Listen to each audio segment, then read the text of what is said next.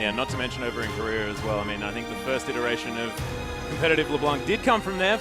A little bit of a shout out to Faker, but we are going to have Lysandra banned away as well. Very top lane focused. Rek'Sai's off the board, and no surprises there. She is very, very strong. Yeah, it's kind of a very typical set of bans, I guess, on this patch. Pretty much all of the strong champions are just going into the bin right now. Nobody wants to play any of it, so you're going to have some different things here as well. Just a lot of very popular, very strong champions being banned out here. Yeah, one thing I'd like to mention as well is the fact that China has this focus on assassins in that mid lane. So Zed really popular, Fizz really popular, Syndra as well, Ahri's also quite popular. So we'll see whether they are going to go with that one. But it's going to be the Xerath being taken off the board. So Ninja not going to be able to pick that one up. And Ninja known for some interesting picks. Xerath was one of them. Cho'Gath is another one. Yeah. So wanting to play a little bit more control, a little bit more sniper focus. Yeah, Ninja, for like his namesake, seems to play very safe, very poke Bit of a champions. shen. Bit of a shen. Sort of like not the best Ninja, let's be honest. Yeah, you'd think Ninja may be more on the Akali side of the spectrum, but he's definitely got a bit more of the shen action going on. Oh, yeah. Plays Nothing very, wrong with some shen not at all, but plays very safe, very poke-heavy sort of mid laners. Has, I believe, started to pick up more of the assassins that have been quite popular on this patch. Azir is going to be our last ban as well. Another very strong champion. Oh, not going to be able to see the Birdman coming in for this one, of course. Roughly translates to golden chicken in Chinese for you playing at home. So that's incredibly exciting. Janna is going to be the lookout here, and not necessarily what you'd associate with the Chinese meta, but Janna is just so strong at the moment. Yeah, Janna is unbelievable. And you're right in a sense that a lot of the Chinese supports traditionally have played very engage-heavy styles. We talk about FCZF. Not going to be picked up. It's going to be Jarvan. Never mind, it's Jarvan. So very cacao champion here, very aggressive, able to create a lot of pressure, and just a really strong champion on this patch as well. Also, don't forget a flex pick here as well. So it can go top, and if it was the tie, I may even say it could go mid. Yeah, and they are hovering this Janna. I'm surprised that they aren't looking at a potential Thresh pick up here, just because Kitties is an absolute monster on that champion, so really wanted to make plays there, but Spirit looking at a Riven. So we're not going to talk about these hovers. I can barely contain my excitement here, sort of but we'll give them a bit of time. It looks like Janna has been locked in there, and I guess we can talk about Janna Rumble there as well, another very strong top lane. I think that's maybe not even seeing enough play. But Janna's interesting in that, yes, you're right, not the big aggressive engage heavy support that we often see from Chinese players, but is really good at protecting these big late game carries. And that's another big facet of Chinese League as well, huge AD carries. Not to mention the really AD-centric play coming out of WE as well. STYZ is looking to be their hard carry in the late game, and what better to have a big old shield giving you a BF sword? Yeah, so want to make sure to protect STYZ here. Conan here, not going to be on his maybe famed Leona and get aggressive, but they need to protect STYZ here, and this is a good start actually to giving him as much room as possible in these team fights. With Rumble Janna, you control so much space in fights. Yeah, and one thing I really, really like is looking back over at Invictus Gaming, they've got the Sivir locked in, really strong at the moment on the current patch, but putting Pokemon on Maokai, he's this tank player. He's not necessarily the aggressive top laner that you'd see, not really one of the star top laners, plays consistently, plays the tank meta really well, and putting him on Maokai, I mean, there's no better champion for that. Yeah, I love this trio as well coming up from Invictus Gaming. There's lots of hard engage. Sivir's ultimate is best used when you have a lot of people that want to get in and engage, and Jarvan and Maokai are both those sort of champions, but we do have Jace and Corki picked up forward, continuing now a bit more of an aggressive streak in this comp. Yeah, it's really exciting, and the Nami is the hover here. Kitty's actually known for being one of the only Nami players over in China, so hovering that one, not entirely sure whether that one's going to be locked in, but oh my goodness, the TF. There are some favorites being hovered here as well. If you're new to I don't know whether China's that's a shout out to Messiah over on WE, but even though he's not actually there, it might be a slight homage, but not going to be the case. 4 seconds on the clock. These could be the picks. We'll have to see, give him a little bit more time, but I think one of the cool things about not starting Zatai especially is that we mentioned that he's very off-the-wall, very aggressive, assassin-heavy player, but once people sort of figure out what he plays, the trick's kind of up. Like, he's not a one-trick pony, but he's got like a couple of good things that he uses, and then once he's used them, people figure them out, and they no longer win him games. Rookies are much more flexible, safer pick that they can start here, and that means Zatai, when he does get to play, people will be like, I've got to watch 50% less Zatai games, and if he pulls out something crazy, no one's going to expect it. So he might even pick up just more wins in general because he's playing less.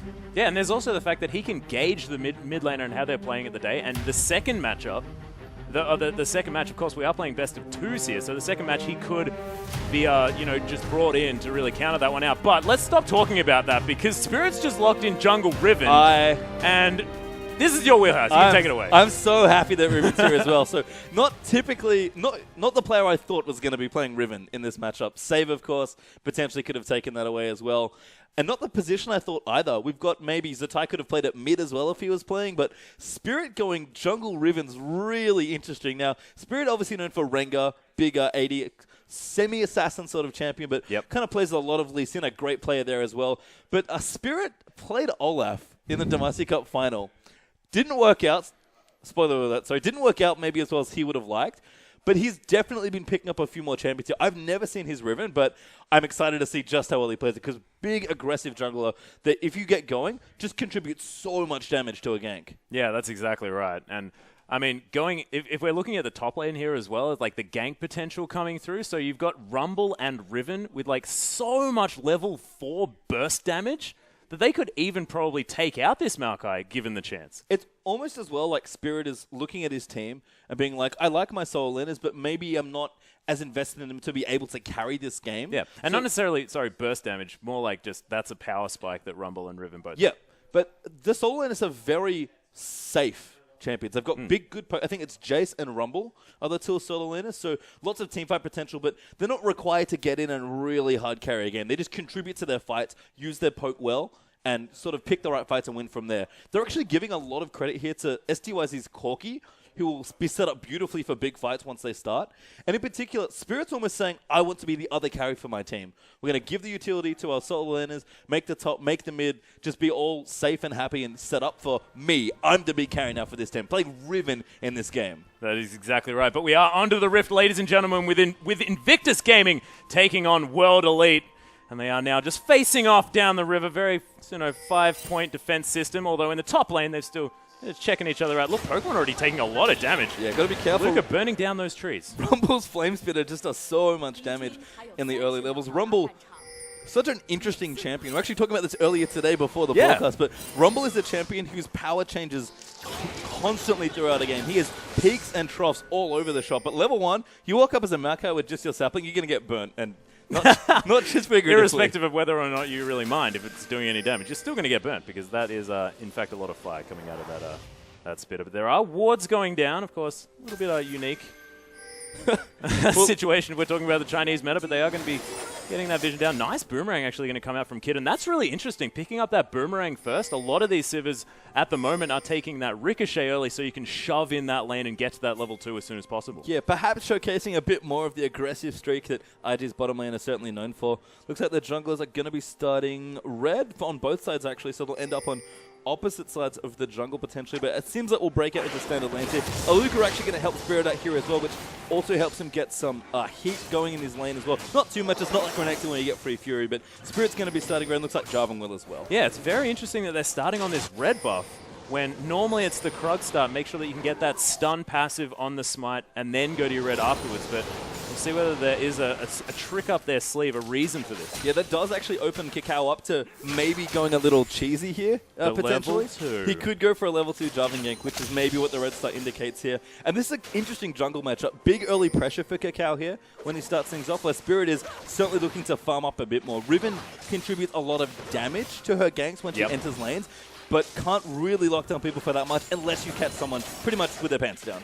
Yep, Spirit actually taking a lot of damage from this jungle, as you generally would as a Riven, but do have a lot more AoE, so can clear this one out a lot more, as we do see his bar is flashing there a little bit. Pokemon just going to clear out this wave here in the top lane, as Aluka has shoved that one through, which is what Rumble's likely to do in the early stages of this game. And World Elite have a really nice, safe setup to me with their solo laners. Actually, progression here in the bottom lane. Nice ebb and flow actually doing the double bounce. I love that one. Coming out of Kitties. So Kid going to trade that one back quite nicely against Conan and Styes. Yeah, despite having a Janna in his lane, expect STYZ to really bully his opponents. He's got a great early game champion here in Corki that he can do it with. And if he can, he loves to bully people off creeps as much as he can. We're not joking here when we say this kid is very similar to how Uzi likes to play his lane. That's very confusing when you say this kid because his opponent is actually Kid. Apologies. And it's just it's ridiculous. Kitties is actually going aggressive against STYZ here. As the Howling Gale is going to come over. Kid's going to get knocked up by that one. So some lowish health bars here, but No danger as of yet. Yeah, just some pots being chugged, but Kitty's doing work with that Frostbang, by the way.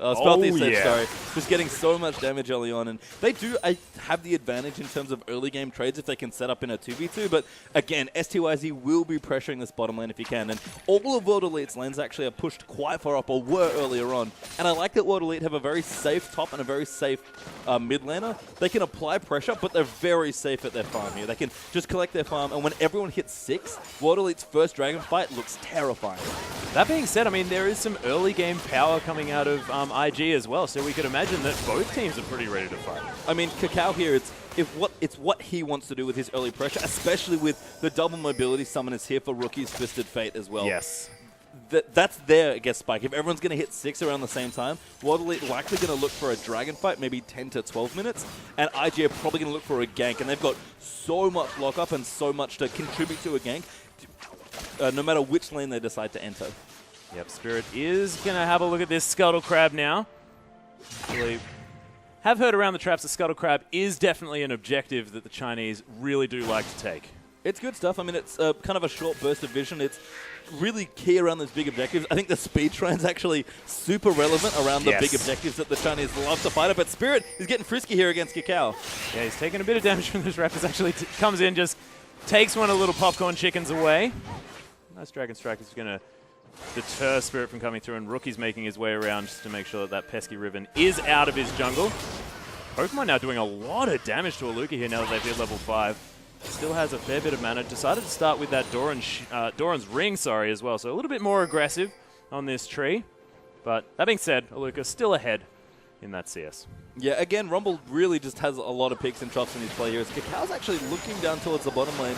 Don't know if he was spotted by a wall, but he's going in. STY is actually low. Yeah, getting exhausted up as well, but he's made it to safety. Oh, the flag and drag coming through. Nice flash from Conan. That would have definitely spelled his death. And perhaps a bit too much aggression from STYZ in that bottom lane. He was trading a lot back and forth, but was not winning those trades 2v2 with the Janna in his lane. Got low there up against Kid and Kitties, and then Kakao came in, and that's easy flashes for him to go back in and pick up kills later. Yeah, that's right. So Conan going to have to play a little bit less aggressively than he was before, and this is not something that you want to do in a lane with STYZ, who wants to be putting on pressure at all times. But not dying, very important for World Elite's comp. Again, they're really looking to sit and pick up those level 6s and probably get an early group on and see where they go from there. So very safe lanes here, just maybe a bit too much aggression from STYZ's Corky. Yeah, we do have actually Ninja going back to base, so going to have a little bit more items. Going to get that tier stacking as much as possible, but Rookie given a chance to catch back up in CS. He's also been back as well. Yeah, you actually hit it there with the tier as Aluka just blowing his ultimate. Looks like he just wants to clear out farm here. That's dedicating to playing very safe if you're World Elite. Yeah, that's right, and that's going to be on cooldown now as well. We'll see whether IG do decide that they want to go for any sort of dragon play with that equalizer unavailable. But I doubt that that's going to be the case. Ooh, nice accelerated shock blast going to come through onto Rookie, but just going to wander away and just keep blue carding the wave. Ooh, and another jump in as well. Rookie getting taken down really low. Forced to use that flash to get out of the way. Nice direction as well, making sure that he gets out of the shock blast, but forced to flash and go back to base. So Ninja really putting down the power. And this is what I love about World Elite's solo laners in particular. They can convert pressure so quickly. They've got very safe, again, long-range-ish style champions, but if they want to and they see an opening, they can go in and get super aggressive. And if Spirit's there as well, or even Janna's just there to help, especially Jace in that mid lane, they can obliterate someone off the map really, really quickly. So IG have to be careful in these lanes because the pressure turns on very quickly here for World Elite. And if Rookie's getting bullied especially, or just pushed out, his Twisted Fate's not going to get that gank off until later in the game, and he needs to make an impression now. Yeah, that's right. So Rookie sort of unable to pick up any notable items as well after going back. So just going to be sitting on that Fiendish Codex. He's going to have to be very careful about Ninja now, although that Ignite has been burned. And what I wanted to touch on before when you talked about tier, there's a really elegant sort of item progression here for World Elite's comp. Rumble is a really good 1 or 2 item power spike champion. He gets a lot of power early on for not a lot of gold. He's very efficient in that regard. And Corky's Trinity Force makes him a beast once you hit the mid game as well. The fact that Jace is trying to stack a tier when that's all happening actually covers him for the part of the game where he does have a power trough. So World Elite have a lot of really smooth timings, and Kakao unfortunately is caught up by a Trinket Ward. Yeah, Kitties and Kakao just both going to be sitting on that ward. Spirit, on the other hand, is going to be less seen here in this mid lane and trying to take advantage of the fact that Rookie does not have his flash, but he's just going to throw out those wild cards and get the heck back because he understands the danger that he's in. Had his Ghost there as well, so a couple of mobility options, but Carrot Power is ready now for Spirit's Ribbon. So if he wants to go and activate that Blade of the Exile, then he can here. And you can tell he's fishing through a gank quite hard here in this lane. Oh, Battle Bunny Ribbon. It's great. Fantastic. It's great. So Ninja's going to be it, by the way. free to clear out his minions here in the mid lane as we do have Rookie heading back to base yet again. Still not too far behind on CS, about 15 points at this stage. But Spirit getting aggressive. There's the Broken Wings coming through. And the Blade of the Exile being popped straight away. The flash into the knockup. Oh my goodness. Just gets out of there with a flash. And a very slight misplay, it seems like, by Spirit. I don't think he cancelled his third Q with his flash. Would have given him a little bit more time of CC and a couple more frames to attack in. And, of course, the ult just going a little wide didn't help either. But very close and great pressure by Spirit. Yeah, and that was the only place the Cacao could have flashed in order to get out of that damage. So really, really well played. And so close from Spirit. But this very calm early game absolutely favors World Elite's comp, it seems like. Because, again, they're just looking for their ultimates. They play very well when they're grouped up. They've got good siege pressure with the Janna and Jace. And Rumble as well. They can disengage for days and days and days. So World Elite, happy here just to chill out. Maybe look for the Dragon in the next few minutes. And Spirit, again, when he shows up to a situation, he's ready to go on the Crimson as we do engage. Yeah, very aggressive here in this top lane. Pokemon actually having to move out of the way of that equalizer. Going to head back under this turret, but nothing really going to happen. Bit of a wet noodle fight, as we do actually have the Destiny coming through. There's the gold card locked as well. Twisted Advance is going to lock him up, and Cacao's here as well. First blood for Pokemon. And just a little too far from Aluka. Wanted to convert the pressure he got with the ultimate, tried to bully, but forgot about the Twisted Fate. And that's the worst thing to do against TF is get yourself caught out of position, and a very easy gank for Rookie and Cacao. Twisted top lane gank, you could definitely say with that Twisted Advance coming through as well. Absolutely terrible joke, and I will refrain from any more in the future. Rookie, though, going to pick up his blue buff, head back to this middle lane as well. Flash is almost available once more. And that first blood gold netting them a little bit of an advantage, but not really too much at this stage. Picking a great spot as well in the top lane with that gank, because Luke is the person that they might be worried about a potential TP down to that dragon at this stage. So, I mean, Ninja right now is just powering up with his tier. Spirit really wants to gank for him, it seems like. He is hanging out in this mid lane trying to kill Rookie. Yeah, and Rookie, they do know that his flash is still unavailable for another few seconds. Wildcards is just going to be too much range for them to really make any plays in this mid lane, and he's playing so safe. Yeah, I mean, Ninja's just happy sitting here farming. He's actually got quite a lot of CS here. Looks like Spirit just going to start up the Dragon there for himself, and now we're going to drag the bottom lane in as well from World Elite, and this would be a very strong Dragon sneak if they manage to get it. Yeah, and they're all going over there now as well. There are pings, so this is not going to be unknown, but it is going to get taken down before IG can do anything about it. So Kitties did manage to get the timer on that. That's very important, but first Dragon going over to WE, and I think it's somewhat intelligent that IG do not want to fight for that one, just because Teleport was available, as was Equalizer, so Aluka could have come down there, and these Dragon fights are devastating when there's a Rumble on the team. Yeah, it's just a nicely timed back. Twisted Fate without his ultimate, it's kind of really hard to get into the pit especially. They knew Aluka had been killed, but he was back to go again. And IG just all sort of backed it at the same time, and World Elite were like, we have a window here, let's go straight in. Very decisive play here, very impressive, and they take the first Dragon, which I guess, to be fair, they kind of expected to take given their team comp. Yeah, that's right. IG now getting some deeper wards here in the blue side jungle of WE, but we do have some action coming through. Spirit taking a lot of damage from Rookie, and they're protecting their pink wards. Yeah. Like you would not believe. These wards going to get... Oh, Flag and Drag actually coming through. Cacao going very aggressive. There's a Twisted Advance. The teleport coming through from behind by Pokemon. Brilliant deep warding to allow that to happen, and IG just killing across this map. They don't mind about the Dragon. They're worried about Barons and killing people. To be perfectly honest, though, I think they should worry about the Dragon. They've got perfect pink ward set up. They just got a gank in the mid lane. Rookie with his blue buff is pressuring in this mid lane. People are low. Oh, he's going in. Oh, the Destiny under the tower here as well. Spirit's going to go down. Wildcards picks up that kill. The teleport going to be cancelled because Aluka knows he's not going to be able to catch this ghosted Rookie. And that was such an aggressive play. Really nice. We expect Zatai to make that sort of play, but Rookie kind of flexing his muscles there and taking out Spirit. And he's been learning from these Chinese mid laners. Quite possibly.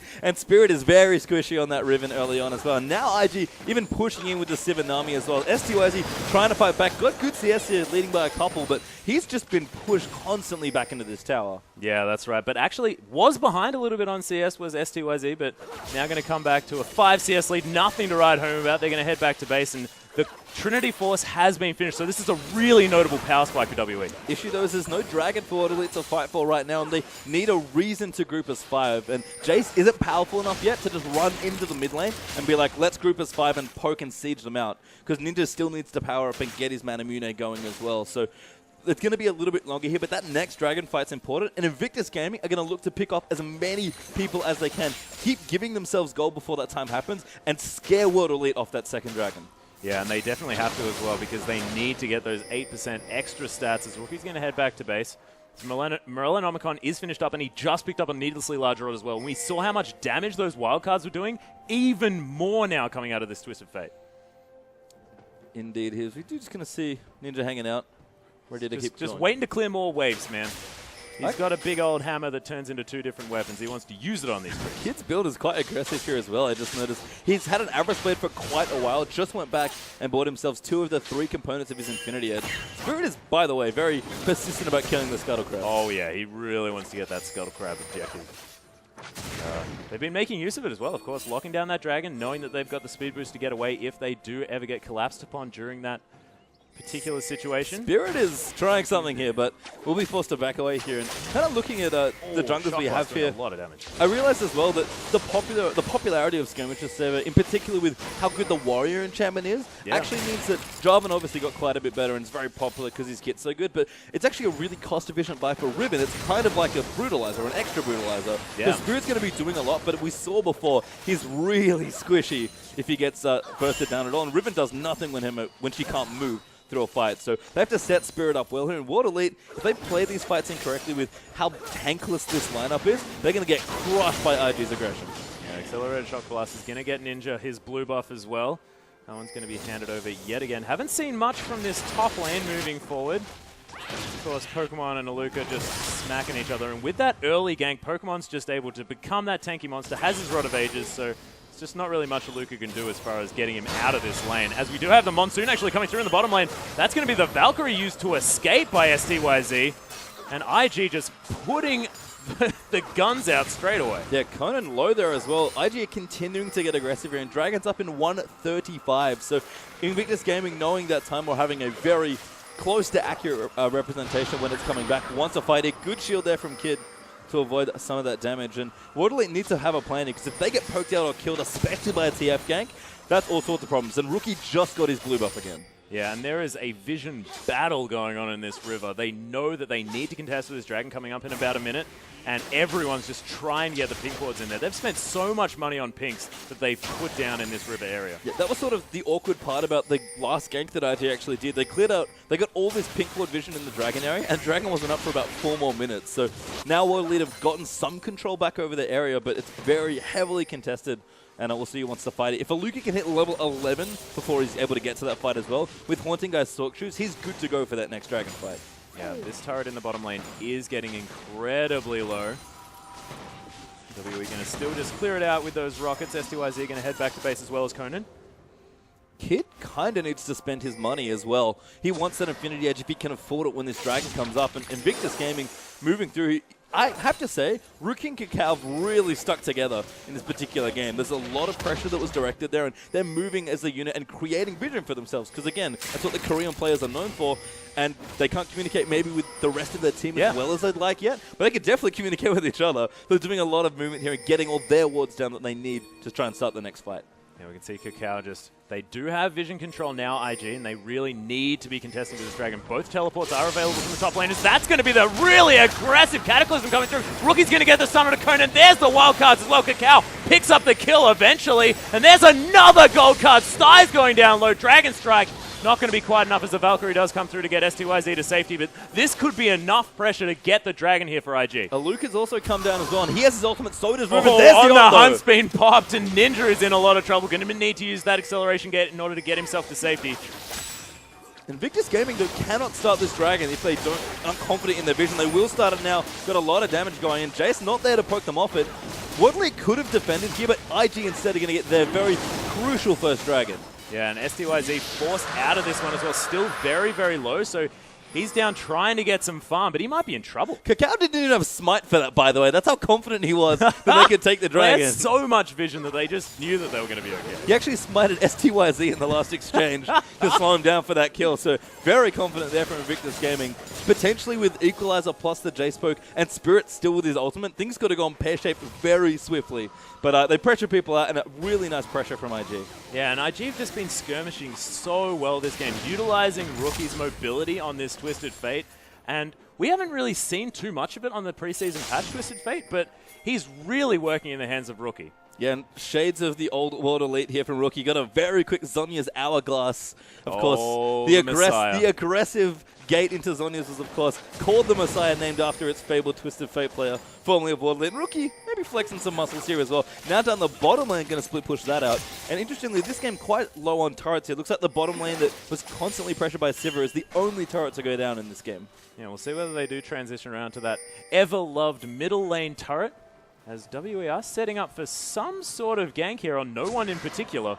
They do have some wards over there, so if Kiddies was to walk through, then he might be discovered, but it's a definite gamble here and a bit of a time waster for WE. Wondering if Ninja maybe wanted to do something slightly different with his build as well. He actually doesn't have his Mana Mune finished yet. Finished his last Whisper first for a lot of cost-efficient armor penetration, but seems like he feels pressured to fight now. Kid might be in trouble. There's the Shock Blast coming through as well. Is forced to use that flash. The double knock-up from the Broken Wings. And that is just so much damage coming out of Spirit. WE answer back. And Riven CC doesn't last long, but it lasts long enough when you have that much damage in your team. World Elite going to get a tower for themselves now as well. Aluka moving through now, still with his ultimate. This is their time. Exactly what they want. All 5 members with the Jace good to go. IG's tower's goodbye. Yeah, beautiful, decisive play coming from World Elite, and they are going to be able to take the inner turret down as well. It's like they flicked a switch, and that was so patient of WE. And a lot like their solo lane is World Elite's team comp has the ability to go from defensive to aggressive very quickly. It's really fluid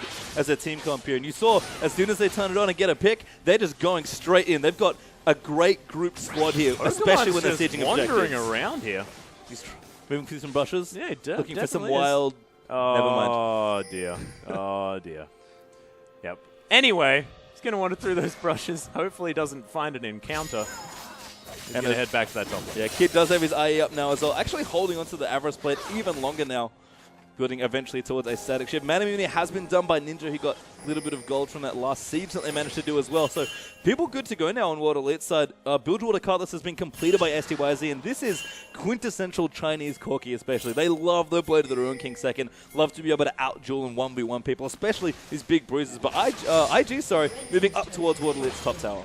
Yeah, they are going to be seen by a ward there in that tri-bush in the top lane, though. So World Elite just going to play back on this one. Aluka's very close to his inner turret. And they are going to see all of the movements from IG, so WE warding really effectively in the places that they really need that vision. Conan as well, kind of while we're looking at item builds a little bit more, does have his Magi's here to go with the mobility boots plus the side stone. This, again, just a very... We talk about Janna not being the best fit for Chinese supports because they tend to want to be a bit more aggressive. I think this is their concession to having to play Janna. Yep. Where they're like, you know what, I'll play it, I'm not going to like it, but if I have to do it, I'm building the Magi's.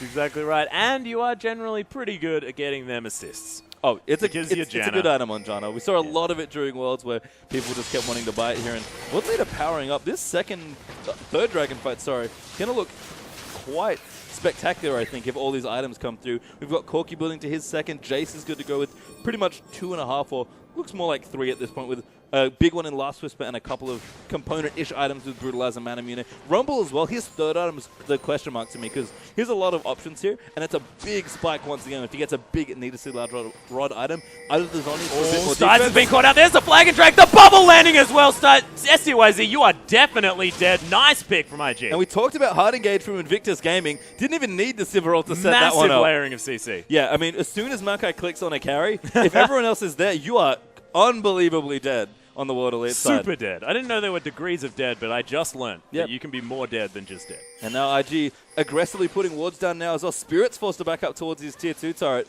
And Invictus Gaming, they've got a decent lead here, looking to apply even more pressure. Yeah, they do have so many wards in the enemy jungle here. It's a bit of a Christmas tree over there on that red side. We'll see whether they can actually make something happen. Of course, WE playing back very safe. Luca even going to head back to base, so might be looking to roam with his team. Accelerated shock blast onto Kitties. That was a blind one as well, so nice shot there. I think he had brief vision there. He actually popped a ward over the wall. That was a spectacular looking ward actually by Ninja, sniffing out that there was a pink there, and Invictus Gaming are hunting around. But this is the big problem when you fall behind a Twisted Fate team especially. And we already talked about how Maokai can just jump on someone's Sivir ult, but there's Nami passive as well, helping him get in there. And there's just a lot of CC. Rookie, if there's not enough vision here for Waterly on the map, especially on the other side of the jungle, they get caught out so quickly farming these empty lanes, and IG can take any objective they want from that point. Yeah, Rookie's Spider Sense is really tingling there, noticing that Spirit wasn't on the map, and he didn't even see him there. He just knew that he just couldn't keep split pushing. He's going to be waiting around in this brush. Spirit's been waiting there for quite some time. Rookie is going to come out. We'll see whether they do make anything of this.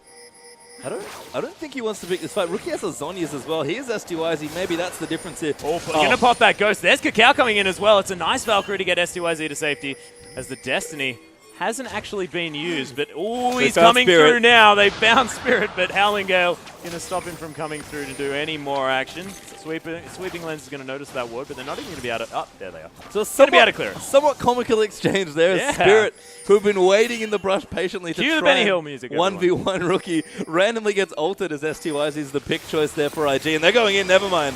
Yep, Kitties going to take an accelerated shock blast. That Evan Flow going to help for the sustain as the slow does come through from that sapling.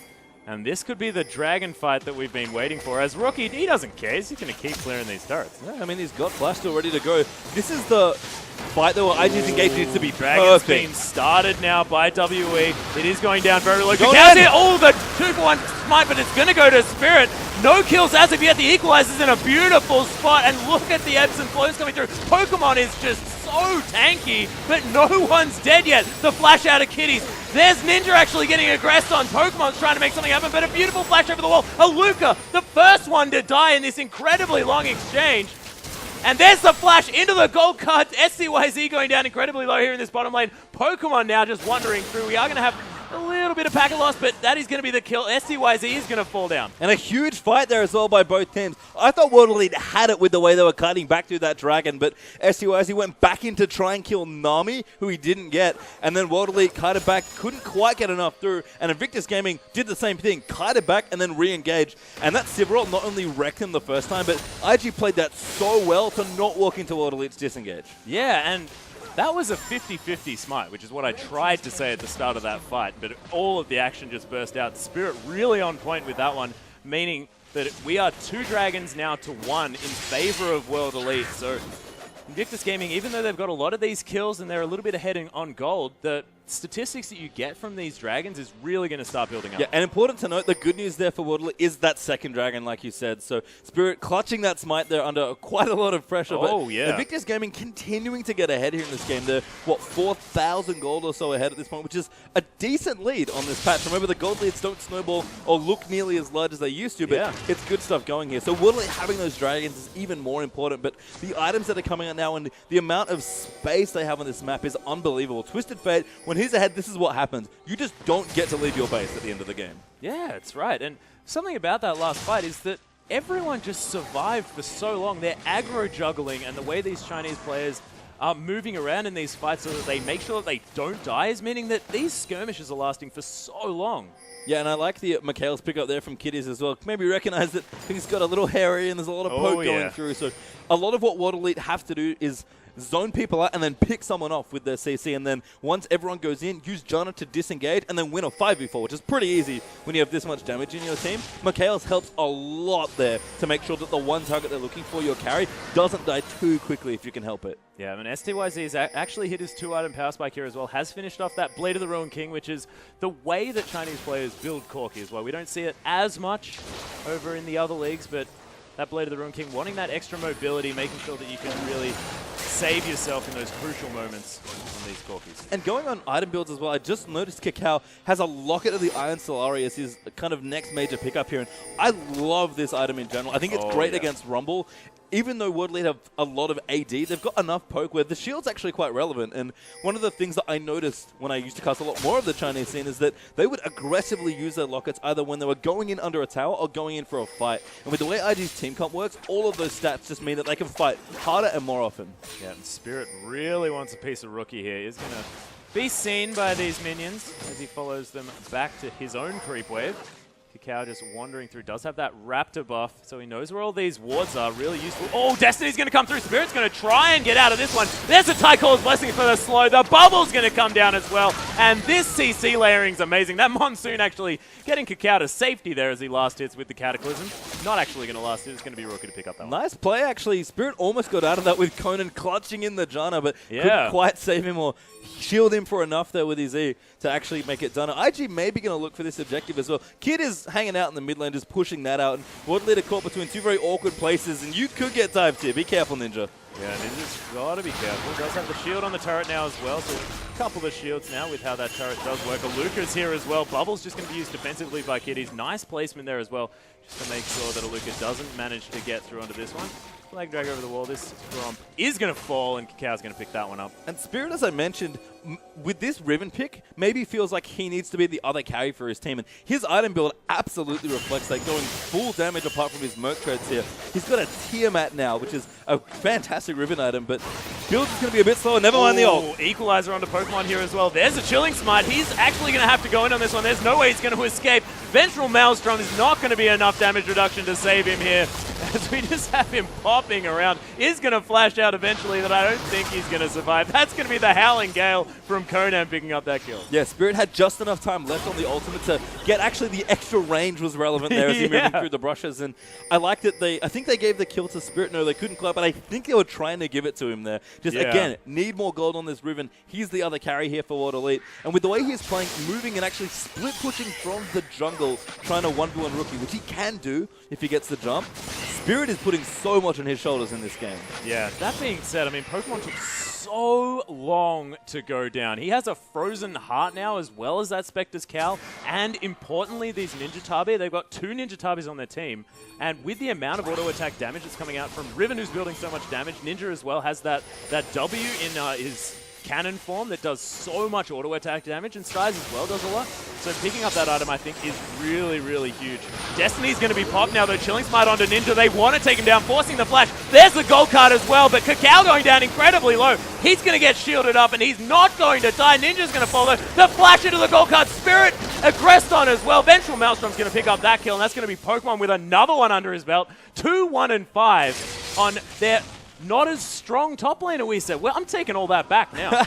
Just a little greedy again from Spirit, farming a wolf camp here as IG are going to take out this tier 2 turret. Just so much fun, and this is one of the issues with Jace as well. You mentioned how tanky Maokai has gotten in this particular game. Jace is such a strong mid-game champion, but when you go all in on AD, and Jace kind of does it for you no matter what, you armor mitigate so much of your power to get to this stage of the game. Next Dragon going to go here, 2 apiece now for IG, and looking to continue their stranglehold on this game.